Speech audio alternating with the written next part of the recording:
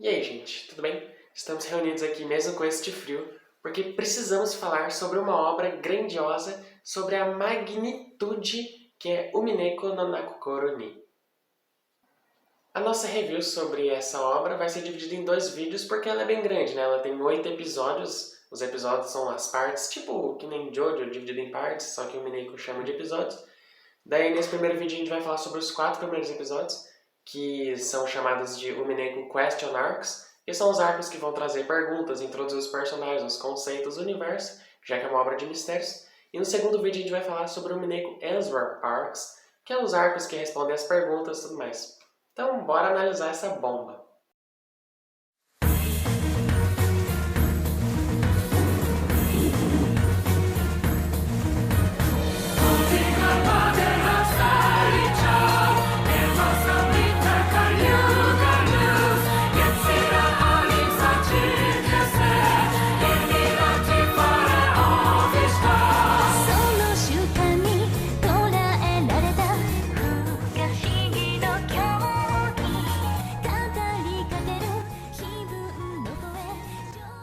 Mas antes de começar o vídeo, a gente precisa contar um pouquinho pra vocês da história de Ryukishi07, que é o autor de Umineko, que é uma história bem interessante. Quando jovem, Ryukishi07, o criador de Umineko, estudou em uma escola vocacional especializada em artes por causa do seu interesse em jogos eletrônicos, animes e mangás.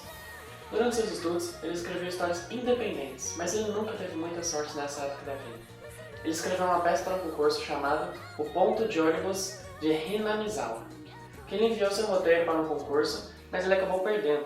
Após terminar a escola vocacional, ele sonhou em criar jogos eletrônicos, concentrando seus esforços a encontrar uma posição em uma desenvolvedora, mas ele nunca obteve muito sucesso em nenhuma de suas tentativas.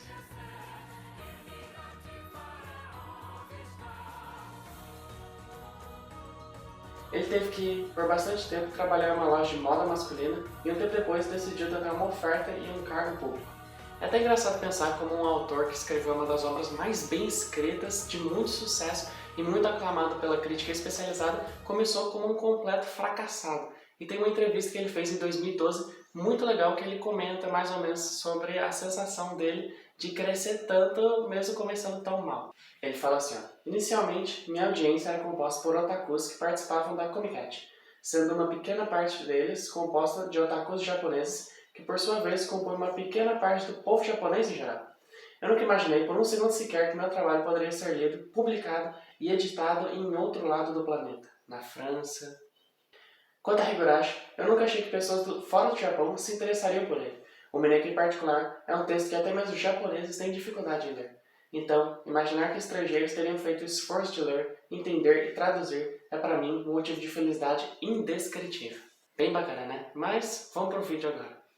Bom, a gente aqui falando sobre o autor, a gente citou uma obra que é o Higurashi. Talvez você conheça o Quando as Cigarras Choram.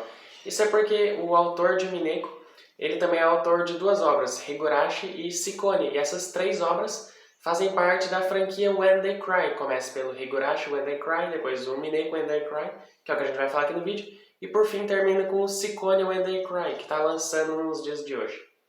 Nesse vídeo a gente só vai falar sobre o Umineko, porque é o único que a gente viu, mas você não precisa necessariamente ver todos para poder entender um, você não precisa começar pelo Higurashi para poder entender o resto, você pode ver cada um isoladamente, porque eles têm a própria história, é só tipo o mesmo universo, então tem algumas conexões, alguns personagens que estão presentes nas 3 obras, mas no geral, cada experiência individual é válida.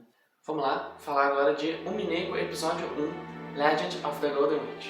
Esse primeiro episódio, o Umineko, é mais introdutório, ou seja, ele foca em introduzir conceitos que são importantes para a obra como um todo, como os personagens, a família Shiromiya, a ilha de Hokenjima, o epitáfio da bruxa, a bruxa dourada, as cartas, os assassinatos e tudo mais.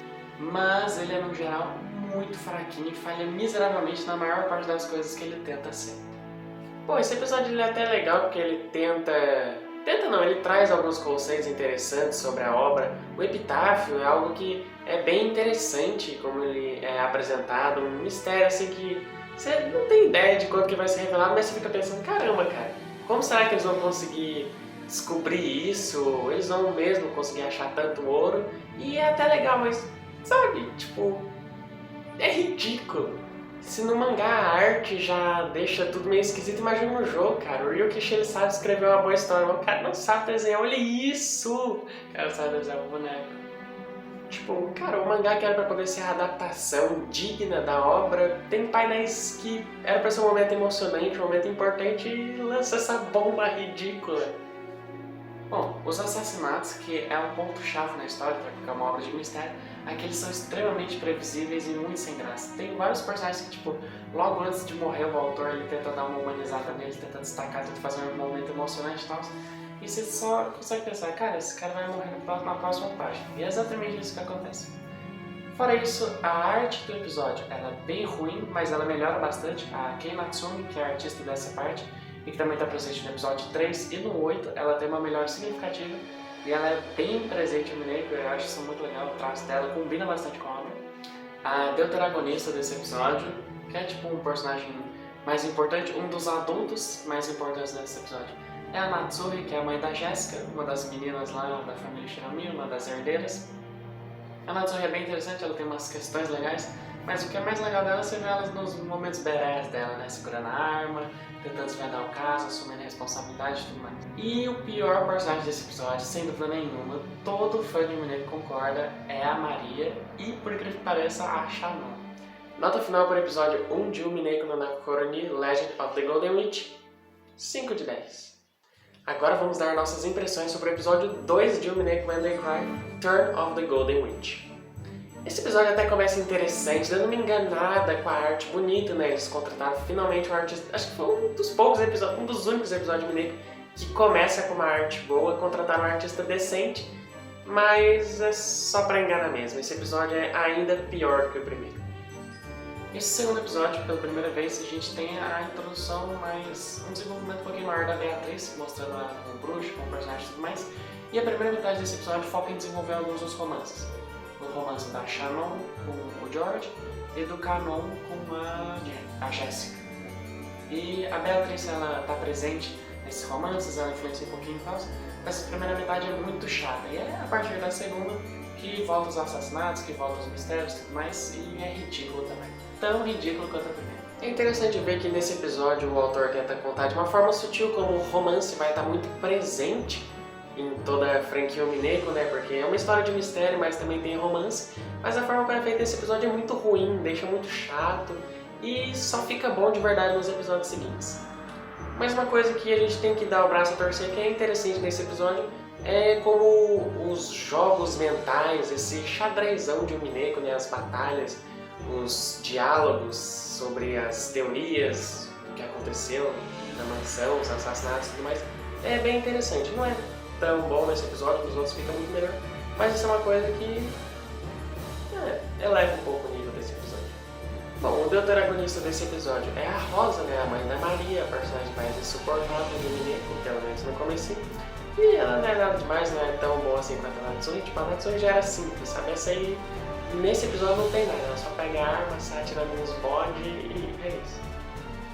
Esse episódio teve altos, baixos, muitos mais baixos do que altos, mas o ponto mais positivo desse episódio, por incrível que pareça, não tá nem no mangá, é a trilha sonora Warden Dominator da Visual Novel, que, cara, nossa senhora, CPS arrasou como nunca. Essa é provavelmente, pra mim e pra você também, né, a melhor trilha sonora de todo o Mineko. Cara, essa música é nota 10 de 10, 1 milhão de 10. Inclusive fica a dica aqui, ouçam as trilhas sonoras de Mineko enquanto você está lendo o mangá, né? Eu não sei se a gente falou aqui no vídeo, mas o Mineko é baseado nas visuais novels do Ryukishi, o Mineko When They Cry, e tem bastante trilha sonora, tem mais de 200 músicas. Então, cara, vai ouvindo música do episódio 1 enquanto você está lendo. É até bom porque esses episódios são bem ruins no começo, então pelo menos a outra dá uma disfarçada. A música é maravilhosa, então pelo menos vai salvar a sua experiência de não ser totalmente insuportável. Pelo menos nesse começo. E a nota final desse episódio do Mineko é 5 de 10 também. Ruimzinho. O Mineko episódio 3, Banquet of the Golden Witch, aí sim que começa o Mineko de verdade. Esse terceiro episódio, na verdade, é tão bom que só o primeiro volume desse mangá é melhor do que os 2 primeiros episódios inteiros juntos. é muito mais legal, o desenvolvimento dos mistérios é muito mais interessante, os dramas dos personagens são muito mais interessantes, o desenvolvimento da Eva, as batalhas argumentativas entre o Beckler e a Beatriz. A arte tá muito melhor, que foi da artista, né, que fez o primeiro episódio de Mineko também, e agora ela já tá calibrada, já tá preparada para poder fazer um Mineko de verdade. O ritmo da obra tá muito mais dinâmico, as batalhas argumentativas estão bem mais interessantes, cheio de casos de conceitos interessantes como a verdade vermelha, a verdade azul, os quartos trancados e tudo mais. O protagonista desse episódio é a Eva, que é uma personagem maravilhosa. Você pode não gostar dela porque ela, sei lá, ela tem os dramas e tudo mais, mas é realmente interessante ver a personagem que, como mulher, ela queria muito ser a líder da família, queria ser a herdeira, mas o irmão dela, só por ser homem, ele tá na frente, mesmo ela sendo muito mais inteligente que ele, muito mais esforçada. Você vê o drama dela, a bruxa dela, né, aparecendo nesse episódio. É muito interessante a faceta dela e mostra também mais um pouco sobre o epitafio da bruxa. Mesmo que não explique nada, mostra lá que realmente existe ouro e é um episódio muito bom. O final dele também é espetacular, tem um plot twist que é um pouco previsível, mas faz muito sentido para a obra, para ela continuar, para desenvolver o Beckler, a Beatriz. Então esse episódio é maravilhoso. E no final dele, com a introdução também de um dos melhores personagens de todo o Mineko, a Angie, a irmã do Beckler. E a gente não falou aqui, mas o desenvolvimento da Beatriz nesse episódio está espetacular. Ela já vira um personagem excelente como uma bruxa em si, mas depois que os twists dela são revelados, ela melhora muito, muito mais. Mas já tá ótimo aqui. Terceiro episódio, nota final, qual vai ser? 8,5 de 10. Bravo demais. Agora vamos falar do quarto e último episódio dessa primeira metade de o Mineko Question Arcs, que é o episódio 4, Alliance of the Golden Witch, né? Nem deu tempo de dar saudade, mas nos despeçamos aqui. Esse episódio, a primeira metade dele, começa um pouco fraquinho, eu até gostei, ele nem tanto, mas começa lá contando sobre a história da Angie, dando uma contextualizada de quem ela é, porque no episódio 3 ela só chega lá, ninguém sabe o que ela é, só vai explodindo tudo e tal.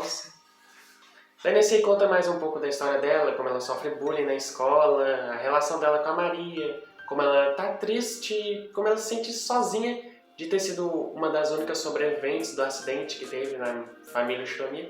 Na verdade ela nem tava lá na mansão, ela ficou em casa porque ela tava doente, então eu acho o drama dela muito interessante, sabe? Tipo um personagem que sofreu, cara, todo mundo nesse negócio sofreu. Todo mundo em um Mineko sofre pra caramba, menos o Goda.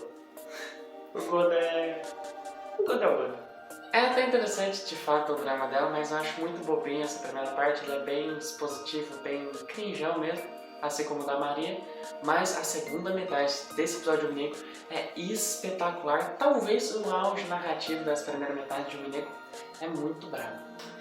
Como esse episódio foi um pouco mais diferenciado, não mostrando tanto da mansão Shiromi, não teve a presença do deuteragonista, mas nem precisou. E a arte também a gente tem que falar que teve uma melhora absurda do primeiro capítulo até o último, com até metáforas legais, bem da hora, bem da hora.